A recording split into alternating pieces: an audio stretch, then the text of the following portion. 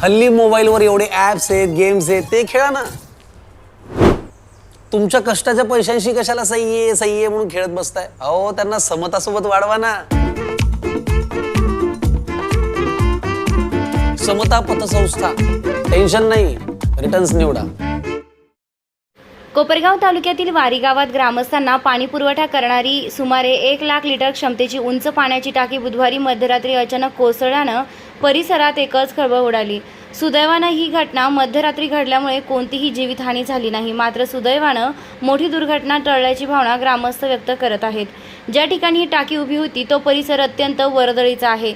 जवळच जगदंबा देवी मंदिर, खंडोबा मंदिर आणि श्री स्वामी समर्थ केंद्र असून वारी डोणगाव आदिवासी वस्ती ही शेजारीच आहे.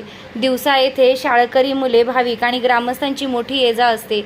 ही घटना जर दिवसाढवळ्या घडली असती तर गंभीर जीवितहानी झाली असती अशी भीती व्यक्त केली जात आहे.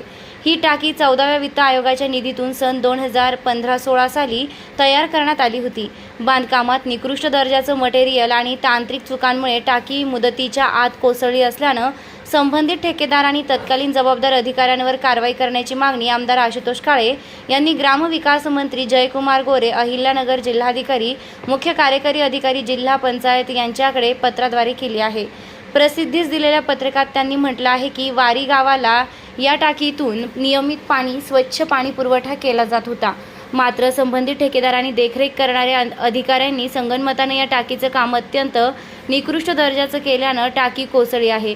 या दुर्घटनेमुळे वारी गावचा पाणी पुरवठा पूर्णपणे ठप्प झाला असून ऐन उन्हाळ्याच्या दिवसांमध्ये ग्रामस्थांवर पाण्याची वणवण करण्याची वेळ आली आहे. वारी ग्रामस्थांचा पिण्याच्या पाण्याचा प्रश्न कायमचा निकाली काढण्यासाठी आमदार आशुतोष काळे यांनी जुलै 2022 रोजी महाराष्ट्र जीवन प्राधिकरण अंतर्गत 21.52 कोटी किमतीची वारी कान्हेगाव पाणीपुरवठा योजना मंजूर करून आणलेली आहे. सदर योजनेचे सुमारे 70% काम पूर्ण झालं असून योजनेमध्ये वारी गावाकरिता एकूण नवीन 3 पाण्याच्या टाक्या नियोजित धरलेल्या आहेत.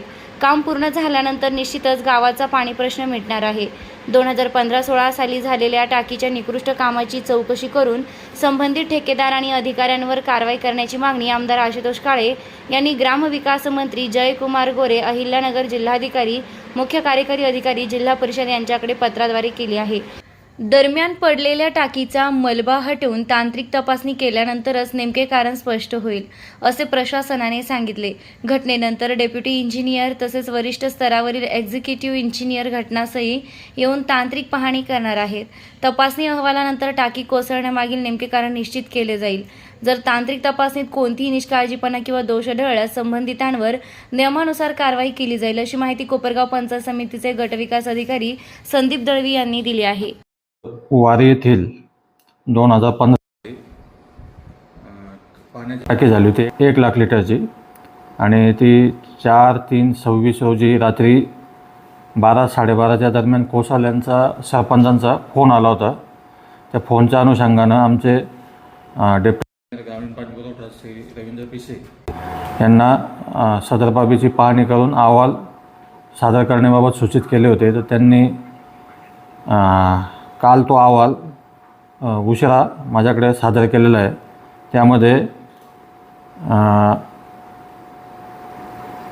सहाय्यक प्रकल्प अधिकारी यांची प्रशासकीय मंजुरी होती.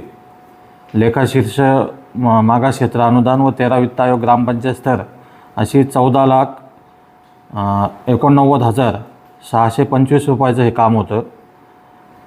प्राथमिक चौकशी अहवालानुसार ती टाकी जी पडलेली आहे तिचं काम गुलाब रामकृष्ण पठारे मुक्काम वारी या एजन्सीनं केलं होतं. हे ठेकेदाराचं नाव आहे आणि सध्या जीवित किंवा वित्तहानी तिथं काही झालेली नाही आहे. रात्रीच्या वेळेस घटना घडल्यामुळं सुदैवानं कुठली जीवितहानी झालेली नाही असा प्राथमिक अहवाल आलेला आहे. तर याची तांत्रिक बाबीची पाहणी जी आहे ती डेप्टी इंजिनियर आणि अजून वरिष्ठ स्तरावरून एक्झिक्युटिव्ह इंजिनियर आज येऊन पाहणी करणार आहेत. तांत्रिक पाहणी झाल्यानंतर प्रत्यक्षात टाकी का कोसळली याचं कारण निश्चित होईल. जर सरपंचांच्या आणि गावकऱ्यांच्या म्हणण्यानुसार जेव्हा डेप्टी इंजिनियर गेले त्या पाण्याची टाकी जी आहे तिचं पाणी जे ओव्हरफ्लो व्हायचं ते त्या पाण्याच्या टाकीच्या खालीच झिरपत असल्यामुळं आणि काळी जमीन असल्यामुळं ती टाकी कोसळली असावी असा प्राथमिक अंदाज आहे. परंतु तो आता मलबा तिथून पूर्ण हलवल्यानंतर खरं त्याचं टेक्निकल कारण समोर येईल आणि टेक्निकल कारणामध्ये जर कोणी दोषी आढळलं त्याच्यावर नियमानुसार कारवाई करण्यात येईल. कशा स्वरूपाची कारवाई संबंधित होऊ शकते दोष आढळल्यास? चौकशीचं स्वरूप जोपर्यंत समजत नाही तोपर्यंत कशा प्रकारची कारवाई आणि कोणावर जबाबदारी निश्चित करायची हे निश्चित होणार नाही. अंतिम चौकशी अहवाल आल्यानंतर कारवाई केली जाईल. निर्भीड न्यूज, योगेश डोके, कोपरगाव.